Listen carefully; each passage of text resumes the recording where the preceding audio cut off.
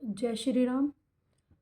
आज 15 दिसंबर 2025 और पौ माह का कृष्ण पक्ष का एकादशी तिथि है और हम वाल्मीकि जी की रामायण का बालकांड का 7वां सर्ग पढ़ रहे हैं। 7वां सर्ग है महाराज दशरथ के मंत्रियों का वर्णन।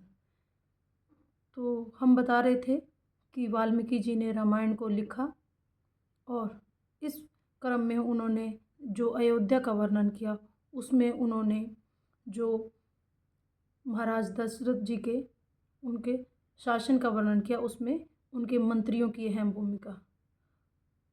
राजा दशरथ जी इक्ष्वाकु वंश के राजा थे और उनके 8 मंत्री थे: दृष्टि, जयंत, विजय, सुराष्ट्र, राष्ट्रवर्धन, अकोप, धर्मपाल, सुमंत्र। इसके साथ साथ उनके 2 ऋषि श्रेष्ठ थे, वशिष्ठ और वामदेव। ये दोनों थे वो राजा को यज्ञ करवाते थे और भी जो ऋषि मंत्री का ये कार्य करते थे।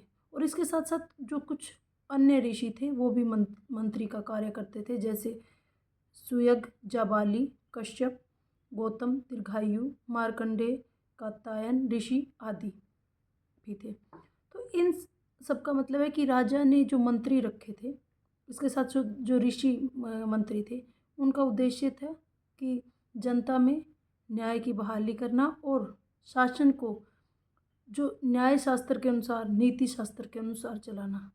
और इसके साथ साथ ये जो मंत्री थे ये जनता के लिए इतने योग्य थे कि अगर इनका खुद का पुत्र भी कोई अपराध करता तो ये उसे भी दंडित करने में संकोच नहीं करते थे। और अगर कोई निरपराधी शत्रु भी आता था तो उसके साथ भी ये उसका अहित नहीं करते थे।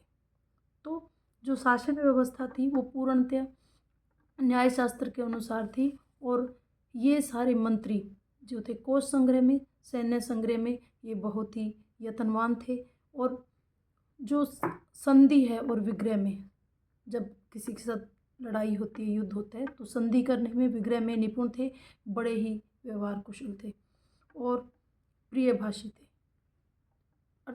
राजा दशरथ जी का जो हम अयोध्या का काल बताते हैं वो एक सुखी इसीलिए भी था क्योंकि उन्होंने अपने जो पूर्व उन परीक्षा के आधार पर मंत्रियों की नियुक्ति करी हुई थी और वो जो मंत्री थे वो सर्वज्ञानी थे, मृदुभाषी थे और न्यायपूर्ण थे और वो सबका हितकारी, अनुरागी, सूक्ष्मदर्शी और सामर्थ्यशाली मंत्रियों को मंत्रालय उनके पास था। इसी कारण अयोध्या थी वो पूर्णतया एक समृद्ध साम्राज्य था। जय श्री राम।